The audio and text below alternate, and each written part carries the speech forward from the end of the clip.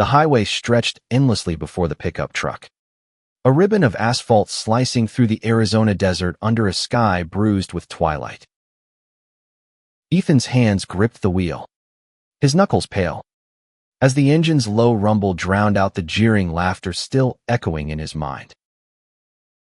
Too pretty to drive a truck, the cop had sneered, his partner chuckling as they waved him off from the gas station, their taunts cutting deeper than Ethan would ever admit.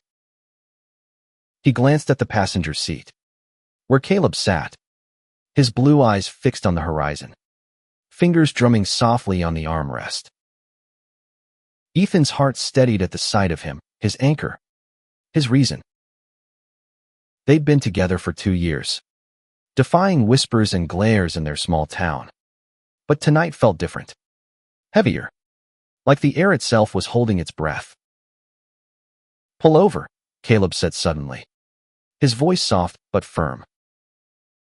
Ethan frowned, easing the truck onto the shoulder, dust swirling in the rearview mirror. Caleb's hand found his, warm and grounding, and for a moment, the world shrank to just them, 2 souls against the vastness of the desert. They'd met in a dive bar in Flagstaff, where Ethan, a mechanic with dreams bigger than his paycheck, had been nursing a beer after a long shift. Caleb, a painter with a smile that could unravel anyone, had walked in, ordered a whiskey, and asked Ethan why he looked like he was carrying the world on his shoulders. By the end of the night, Ethan was laughing for the first time in months, and Caleb had sketched his face on a napkin, capturing the spark in his green eyes. Now, as the truck's engine ticked in the cooling evening, Caleb leaned closer, his breath warm against Ethan's cheek. "You're more than what they say," he whispered. "You always have been." Ethan wanted to believe him, but the cop's words had clawed at old wounds, years of being told he didn't fit. Too soft for the grease-stained life of a trucker, too delicate for the world's rough edges. The moment shattered as red and blue lights flashed in the side mirror. Ethan's stomach dropped. The same cops from the gas station, their cruiser pulling up behind the truck. "Stay calm," Caleb murmured, squeezing his hand. But Ethan's pulse raced as the officers approached, their silhouettes looming in the dusk. "Well, look at this," the taller cop, Officer Daniels, drawled, his flashlight sweeping over the truck. "Pretty boy and his boyfriend, having a little roadside date." His partner, Officer Hayes, snickered, leaning against the truck's door. "Told you. Daniels. He's too soft for this rig. Probably got lost on his way to a fashion show." Ethan's jaw tightened, but Caleb's grip kept him grounded. "We're just passing through," Ethan said, his voice steady despite the fire in his chest. Daniel smirked, tapping the truck's hood. "Passing through? Huh, let's see your license and registration. And step out. Both of you." The desert air was cool, but Ethan felt heat rising in his throat as he handed over the documents. Caleb stood beside him, his presence a quiet strength, but Ethan could see the tension in his shoulders, the way his eyes flicked to the cops, wary but unbroken. Daniel scanned the papers with exaggerated slowness, his flashlight lingering on Ethan's face. "You sure you're cut out for this life? Kid, trucking's for real men." The word stung, but Ethan held his ground. He'd heard it all before, his whole life. People had looked at his blonde hair, his sharp cheekbones, and decided he was less than. Less tough, less capable, less worthy. But Caleb's hand brushed his, a silent reminder, "You are enough." Hayes circled the truck, his boots crunching on gravel. "This thing's a beast," he said, almost to himself. "Surprised you can handle it." Ethan's eyes narrowed. The truck was his pride, a restored 1970s Chevy he'd rebuilt from a rusted shell. Every bolt and piston a testament to his skill. He'd poured his heart into it, just as he'd poured his heart into Caleb. "Everything's in order," Daniels said finally, tossing the papers back. "But I'm watching you, pretty boy. Don't get too comfortable out here." The cops turned to leave, their laughter trailing like exhaust fumes. Ethan's fists clenched, but Caleb's voice cut through the haze. "Let's go," he said, low and urgent. "We've got bigger things ahead." As the cruiser's lights faded, Ethan climbed back into the truck, his hands shaking. Caleb slid closer, resting a hand on his thigh. "They're wrong about you," he said, his voice fierce with conviction. "And we're going to prove it." Ethan met his gaze, the weight of Caleb's belief pulling him back from the edge. He nodded, starting the engine, the roar drowning out the lingering echo of mockery. They drove in silence for a while, the desert unfolding around them, vast and unforgiving. Ethan's mind churned. He'd always known the world wasn't kind to people like them, two men in love, refusing to hide. But tonight, the cop's words had lit a spark, a need to prove not just to them, but to himself, that he was more than their taunts. Caleb broke the silence. "There's a truck stop up ahead. Let's grab some coffee. Clear our heads." Ethan nodded, grateful for the distraction. The neon sign of the diner glowed in the distance, a beacon in the dark. As they pulled in, the lot was crowded with rigs, their drivers swapping stories over greasy plates and burnt coffee. Ethan parked, and Caleb reached for his hand, a small act of defiance in a world that didn't always understand.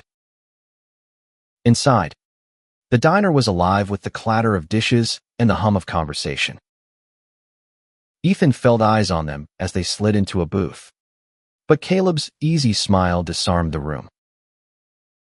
"Ignore them," he said, passing Ethan a menu. "We're here for us." Ethan tried to relax, but the weight of the day clung to him like dust. A waitress, her name tag reading Doris, approached with a weary smile. "What'll it be, boys?" she asked, her voice warm despite the late hour. They ordered coffee and burgers, and as she walked away, Caleb leaned forward, his eyes bright. "You ever think about what's next for us?" he asked. "Beyond this town, this truck, all of it." Ethan's heart skipped. They'd talked about the future before, dreams of a life where they could be themselves without fear. But tonight, the question felt heavier, laced with possibility. "I want that," Ethan said quietly. "A place where we don't have to prove anything to anyone." Caleb's smile was soft, but his eyes held a fire. "Then let's make it happen. Whatever it takes." Ethan felt a surge of hope, but it was tempered by the reality of their world, a world where cops mocked them, where glances lingered too long, where love was a battle they fought every day.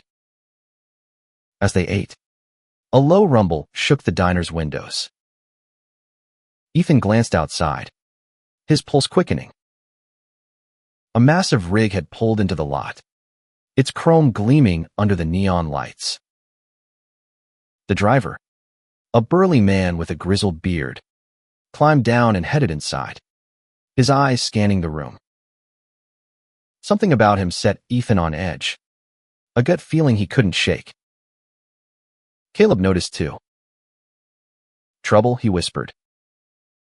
Ethan shook his head, unsure.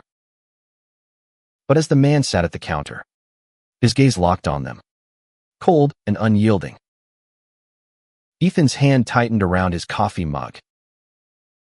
The night wasn't over, and something told him the real test was just beginning.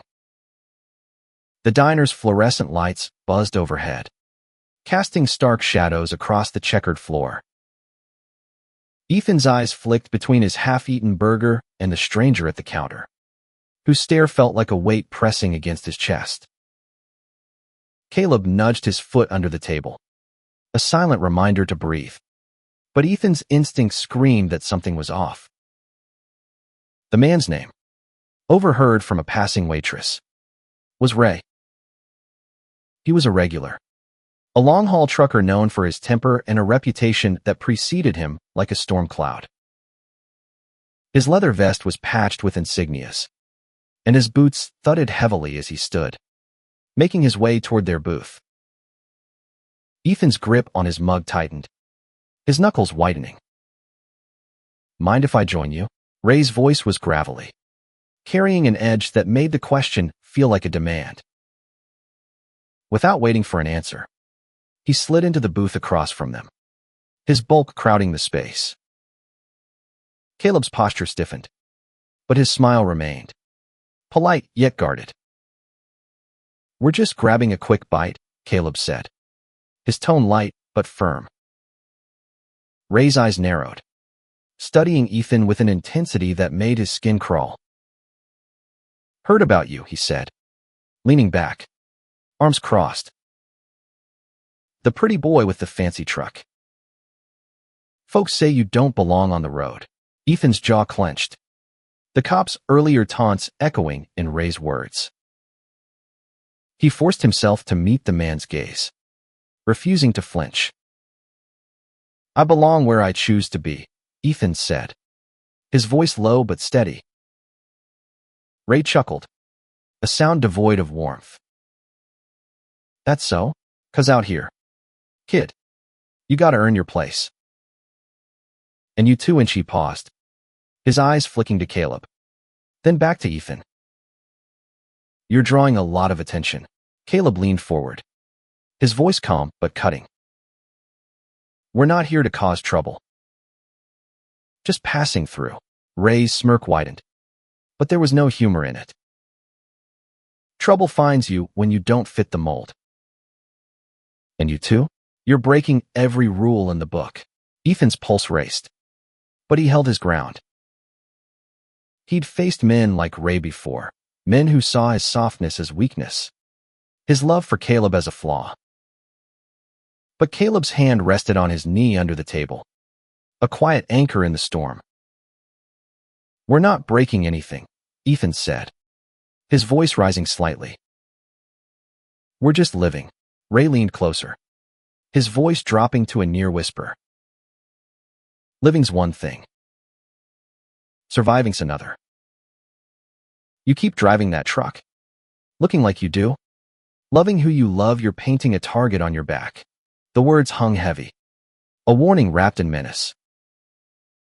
Ethan felt a chill, but before he could respond, Doris appeared, her presence breaking the tension. "Everything okay here?" she asked, her eyes sharp as she glanced at Ray. He raised his hands in mock surrender, sliding out of the booth. "Just chatting, Doris." No harm done, but as he walked away, he shot Ethan a final look, one that promised this wasn't over. The diner felt smaller now, the air thick with unspoken threats. Caleb squeezed Ethan's hand, his voice soft. "He's just trying to rattle you. Don't let him." Ethan nodded, but Ray's words had lodged deep, stirring doubts he'd fought to bury. Did they really belong out here, on this endless road, where every glance felt like a judgment? As they paid and left, the night air hit them like a slap, sharp and cold. The truck waited in the lot, its familiar bulk a comfort against the uncertainty. But as Ethan reached for the door, he froze. The driver's side window was shattered, glass glinting on the ground like scattered stars. Caleb swore under his breath, his eyes scanning the lot. Ray's rig was gone.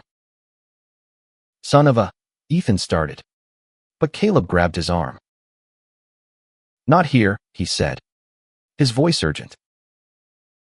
We need to move. They climbed into the truck, glass crunching under their boots. Ethan's hands shook as he started the engine. The roar a small rebellion against the violation. The road stretched ahead, but the sense of safety they'd clung to was gone. They drove in silence, the desert swallowing the diner's lights behind them. Ethan's mind raced, replaying Ray's words, the cop's laughter, the shattered window. "This is because of us," he said finally, his voice barely above a whisper. "Because of who we are." Caleb's hand found his, firm and unyielding. "No. This is because of them. Their fear, their hate. Not us." His voice was fierce, but Ethan saw the worry in his eyes, the same fear that gnawed at his own heart. They were two men in love, carving out a life in a world that didn't always make room for them.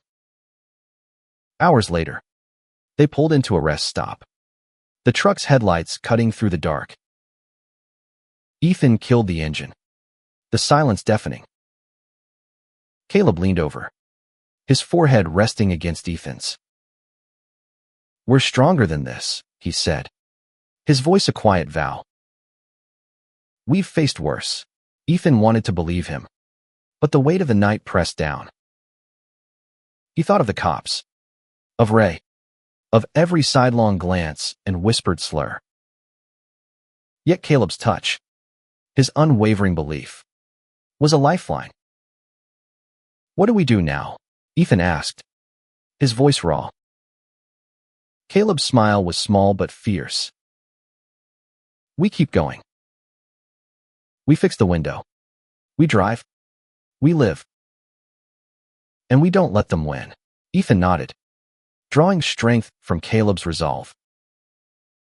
They'd face whatever came next together, but the road ahead felt darker, more treacherous. As they settled into the truck's cab to sleep, Ethan's eyes lingered on the stars through the cracked windshield. He thought of the future Caleb had spoken of, a place where they could be free. But freedom, he realized, wasn't just a destination. It was a fight, one they'd wage every day, side by side. Dawn broke over the desert, painting the sky in hues of pink and gold. But Ethan felt no warmth from it. The shattered window had been patched with duct tape, a temporary fix that did little to ease the violation. Caleb slept in the passenger seat, his head tilted against the door, his breath steady. Ethan envied his calm, the way he could find peace even after a night like the last. They'd driven until exhaustion forced them to stop, the rest stop a quiet refuge amid the chaos. Ethan's mind churned, replaying Ray's words, the cop's sneers, the glass scattered across the pavement. He'd always known the world could be cruel, but last night had made it personal, a direct challenge to their existence. He glanced at Caleb, his heart swelling with love and fear. What if this was only the beginning? Caleb stirred, blinking awake.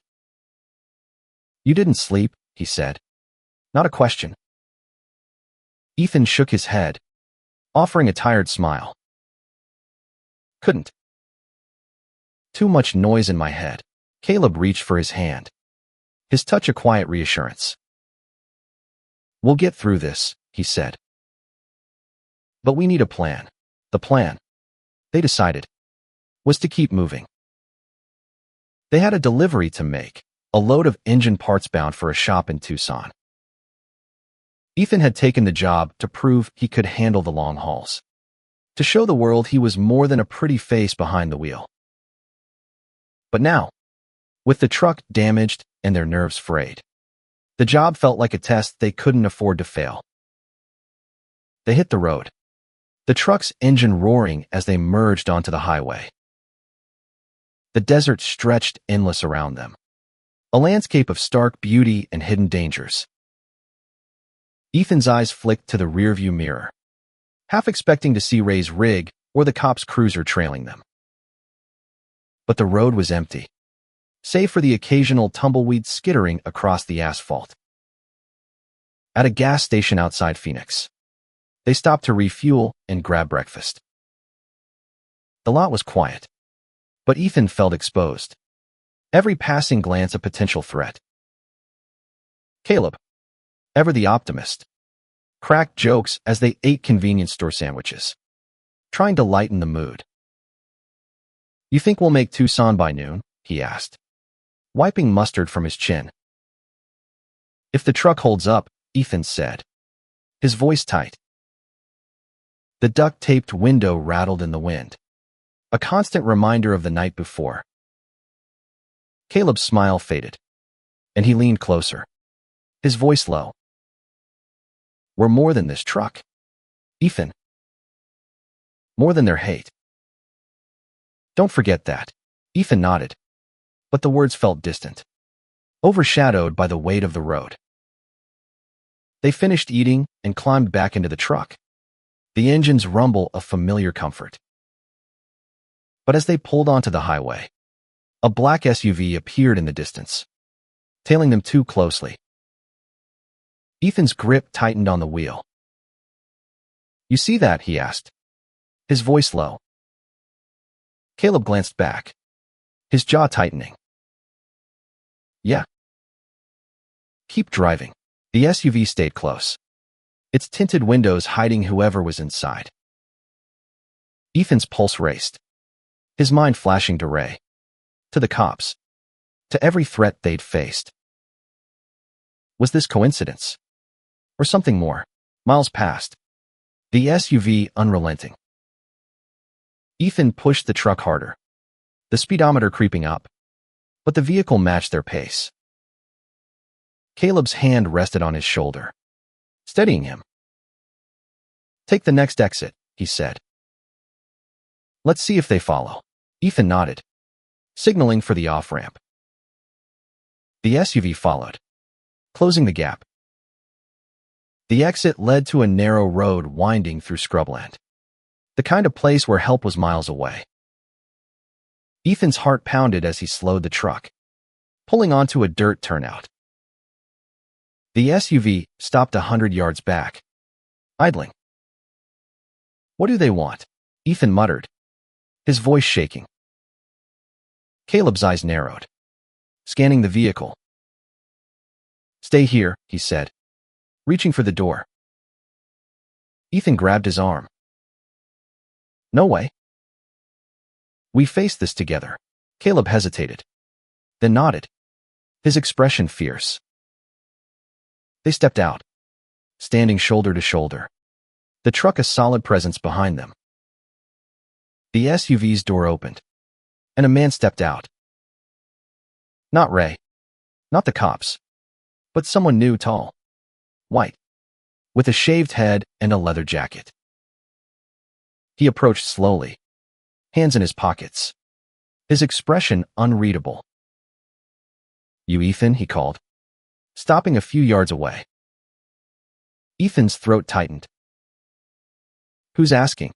The man smirked, pulling a folded paper from his jacket. "Name's Carter. Heard you're hauling engine parts to Tucson. My boss wants a word." Ethan exchanged a glance with Caleb, his mind racing. A boss. This wasn't about the truck or last night. It was something bigger. Carter tossed the paper at Ethan's feet. "Meet him at the address on there. Tonight. Come alone." Ethan's eyes flicked to Caleb, who shook his head slightly. "We don't play games," Caleb said, his voice firm. "What's this about?" Carter's smile was cold. "You'll find out. Or you won't make Tucson." He turned, walking back to the SUV without another word. The vehicle peeled out, leaving a cloud of dust in its wake. Ethan picked up the paper, his hands unsteady. An address in Tucson, scribbled in Sharpie, and a name, Victor Malone. "Who the hell is that?" Ethan asked, his voice barely above a whisper. Caleb's jaw tightened. Trouble, he said. But we've handled trouble before. Ethan nodded. But the weight of the unknown pressed down, heavier than ever. The road to Tucson suddenly felt like a gauntlet, and they were running out of time. The Tucson skyline shimmered in the late afternoon heat, a haze of steel and glass against the desert's raw edge. Ethan's hands were steady on the wheel, but his mind was a storm. The address from Carter burned in his pocket, a challenge he couldn't ignore. Caleb sat beside him, his silence heavy with unspoken worries, his sketchbook open on his lap as he drew absently lines of the truck, of Ethan's profile, of the road they couldn't escape. They'd debated all morning, go to the address or skip it and make the delivery. Ethan wanted to keep moving, to leave the threats behind, but Caleb's logic won out. If this Victor guy is trouble, we need to know what we're dealing with, he'd said. We face it head on, Ethan agreed, but the knot in his stomach tightened with every mile. The address led them to a warehouse on the city's outskirts, its corrugated metal walls rusted and uninviting. The lot was empty except for a black sedan and a familiar rig, Ray's. Ethan's heart sank. He's involved, he muttered, parking the truck. Caleb's hand found his. A silent vow, we're in this together. They stepped out, the air thick with the scent of oil and dust. The warehouse door creaked open, and Carter emerged, flanked by two men. Behind them, Ray loomed, his smirk unmistakable. But it was the man in the center who drew Ethan's attention, Victor Malone, white, mid-40s, with sharp eyes and a suit that looked out of place in the desert grime. You made it, Victor said, his voice smooth but cold. I like punctuality. Ethan squared his shoulders, meeting Victor's gaze. What do you want with us? Victor's smile was thin, calculating. Your truck. Your route. You're carrying something I need. Ethan's mind raced. The engine parts were standard. Nothing special, or so he'd thought. It's just a delivery, he said, keeping his voice even. Nothing worth all this. Victor's laugh was sharp, cutting.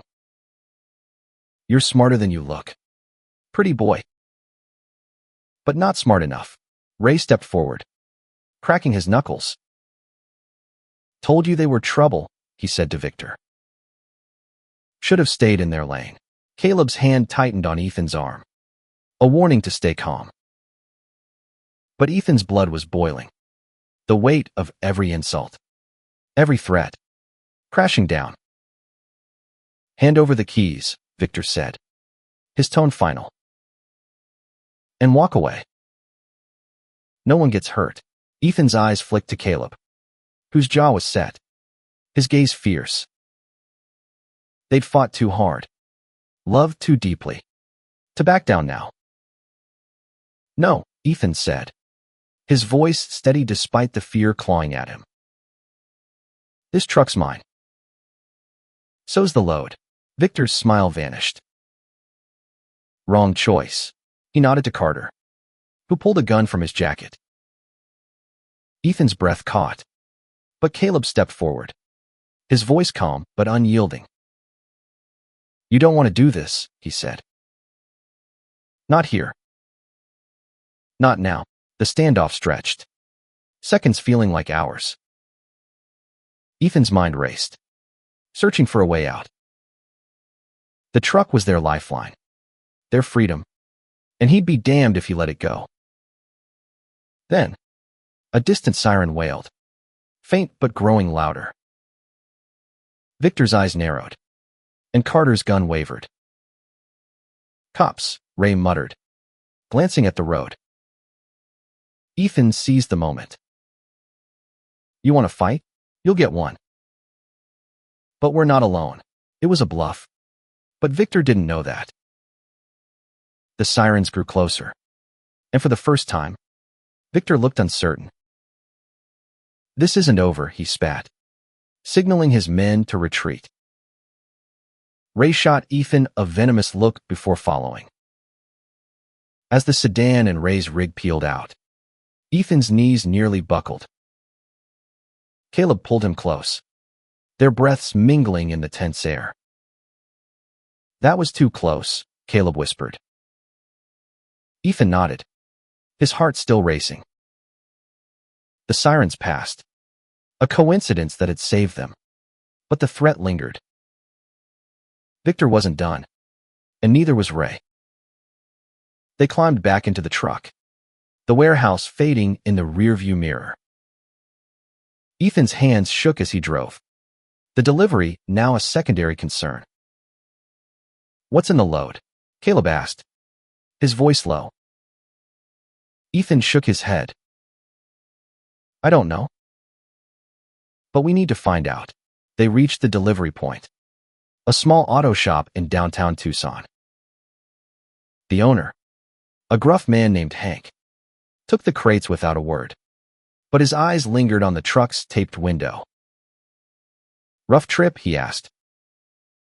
Ethan nodded, unwilling to share more. As they unloaded, Caleb slipped away, inspecting the crates.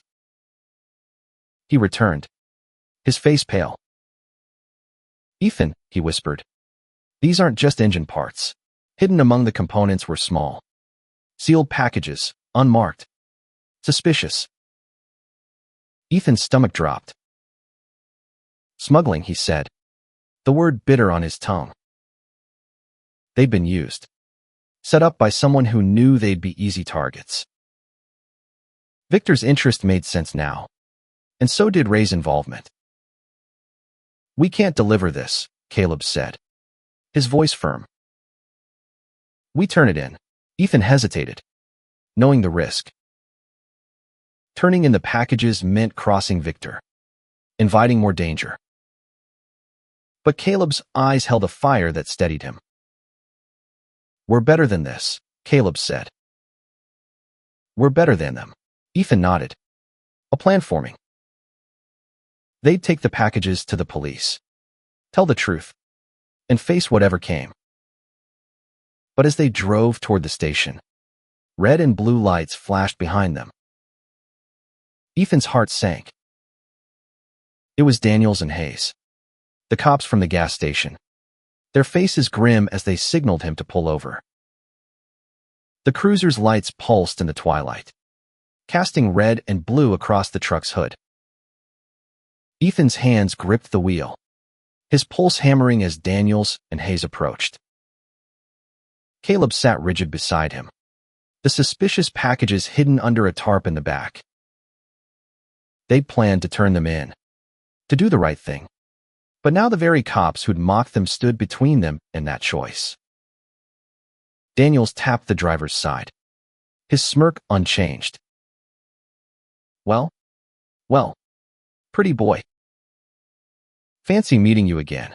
Hayes circled to Caleb's side, his flashlight sweeping the cab. What's the rush? He asked, his tone laced with suspicion. Ethan forced his voice to stay calm. Just making a delivery. Heading to the station now. Daniels raised an eyebrow. Station? Huh, funny. We got a tip about you. Something about illegal cargo. Ethan's blood ran cold. Victor. He'd set them up, tipped off the cops to ensure they'd take the fall. Caleb's hand brushed his under the console, a silent signal to stay steady. Mind if we take a look? Hayes asked, already moving toward the truck's bed. Ethan's mind raced. If they found the packages, it was over. Arrest, charges, a life unraveled. But hiding them meant lying, and that was a gamble they might not win. Go ahead, Ethan said, his voice tight. We've got nothing to hide. Hayes climbed into the bed, his flashlight cutting through the dusk. Ethan's heart pounded as the tarp rustled. Caleb leaned closer, whispering, "We tell the truth. It's our only shot." Ethan nodded, his throat dry. The truth was all they had. But would it be enough? Hayes froze, his flashlight fixed on the packages. "What's this?" he called, his voice sharp. Daniels joined him, pulling one of the sealed bags free. "Well, damn," he said, tearing it open. White powder spilled out, glinting in the light. Ethan's stomach dropped. Drugs. They'd been hauling drugs. "Care to explain?" Daniels said, his smirk gone, replaced by a cold stare. Ethan took a breath, meeting his gaze. "We didn't know," he said, his voice steady despite the fear. "We found them in the load. We were on our way to turn them in." Caleb nodded, his expression resolute. "Check our route." "We're headed to the station."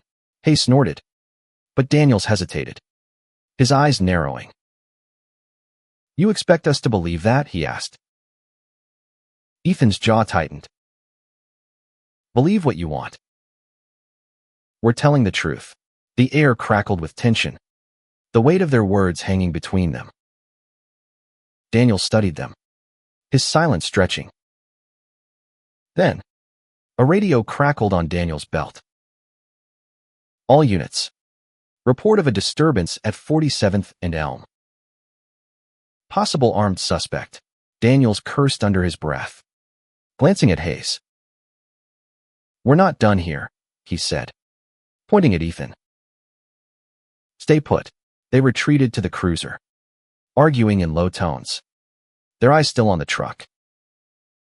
Caleb exhaled, his hand finding Ethan's. "That was close," he whispered.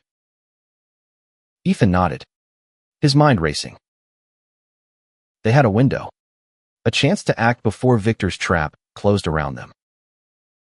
"We need to move," he said, starting the engine. Caleb's eyes widened. "What about them?" "They'll follow," Ethan said, pulling onto the road. "But we're doing this our way." The cruiser's lights flared as Daniels and Hayes scrambled to follow. But Ethan didn't slow down. The station was 5 minutes away, and every second counted. The Tucson police station loomed ahead, a squat building bathed in fluorescent light. Ethan parked, grabbing the packages from the back. Caleb followed, his sketchbook tucked under his arm, a reminder of the life they were fighting for. Inside, the desk sergeant looked up, her expression weary but alert.